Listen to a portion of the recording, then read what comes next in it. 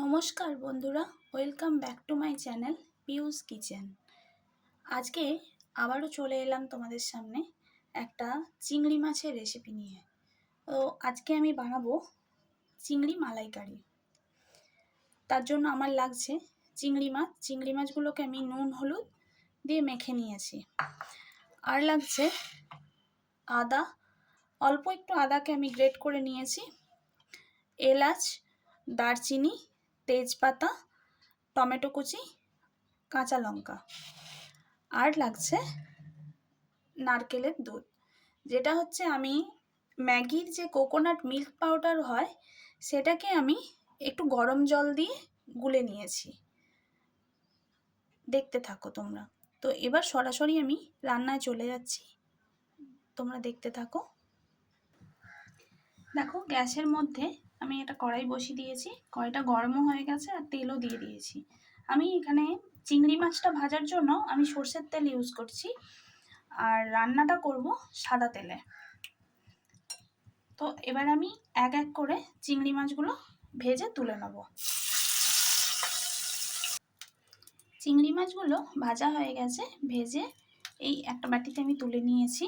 তোমরা খুব কড়া করে চিংড়ি মাছগুলো ভাজবে না, কারণ চিংড়ি মাছ কড়া করে ভাজলে চিংড়ি মাছটা শক্ত হয়ে যায়, তো হালকা করেই ভাজবে। তো এবার আমি এই তেলের ওপরেই, এই দেখো কিছুটা একটুখানি তেল লেগে আছে, এর সঙ্গে আমি একটু সাদা তেল অ্যাড করে দেবো। এই দেখো, সাদা তেলটা আমি অ্যাড করে দিয়েছি। এবার আমি এলাচ, দারচিনিটা প্রথমে দিয়ে দিচ্ছি। একটু স্মেলটা বেরোলে এবার আমি তেজপাতাটা দিয়ে দেবো। এটা থেকে সুন্দর একটা গন্ধ বেরিয়ে গেছে। এবার আমি আদা আর টমেটোটা দিয়ে দিচ্ছি।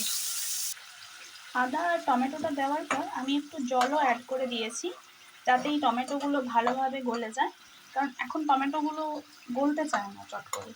তো সেই জন্য আমি একটু দিয়েছি, আর তাতে কি হবে, আদাটাও ভালোভাবে হবে আর তেতো হয়ে যাবে না মশলাটা। আর এবার আমি এই কাঁচা লঙ্কা দুটো দিয়ে দিচ্ছি, দিয়ে এটাকে ঢেকে আমি কিছুক্ষণ হতে দেবো। টমেটোগুলো হালকাভাবে দেখো গলে গেছে। এবার আমি এর মধ্যে নুন, হলুদ, কাশ্মীরি লঙ্কা গুঁড়ো, গরম মশলা গুঁড়ো আর একটুখানি চিনি আমি দিয়ে দিচ্ছি। এটা দেওয়ার পরে একটুখানি জলও অ্যাড করে দিচ্ছি, যাতে মশলাটা ভালোভাবে হয়ে যায়, না পুড়ে যায় মশলাটা। তো এবার আমি একটুক্ষণ ভালোভাবে কষিয়ে নেবো, যাতে মশলার কাঁচা গন্ধটা চলে যায়। মশলাটা ভালোভাবে কষানো হয়ে গেছে, তেল ছেড়ে বেরিয়ে এসছে। এবার আমি নারকেলের যে দুধটা গুলে রেখেছিলাম সেটা আমি এর মধ্যে অ্যাড করে দিচ্ছি।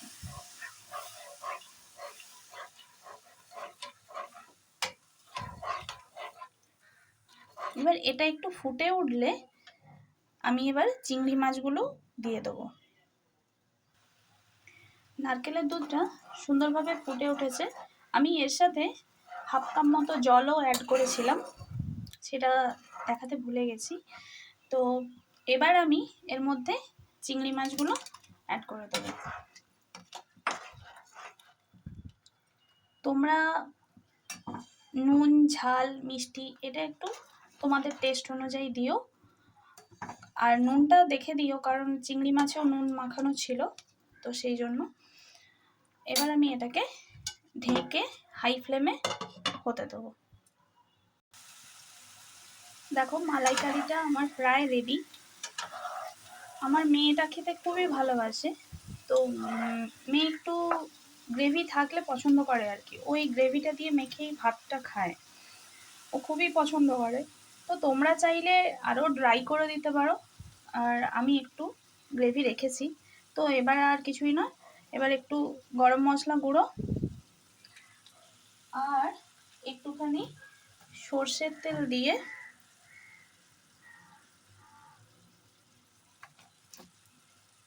মিক্স করে আমি নামিয়ে নেব।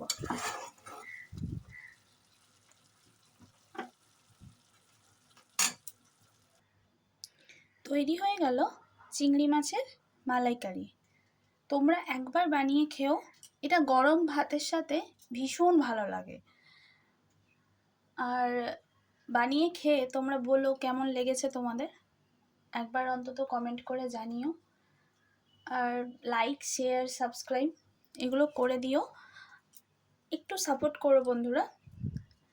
আর সবাই ভালো থেকো, সাবধানে থেকো, সুস্থ থেকো। আজকের মতো টাটা।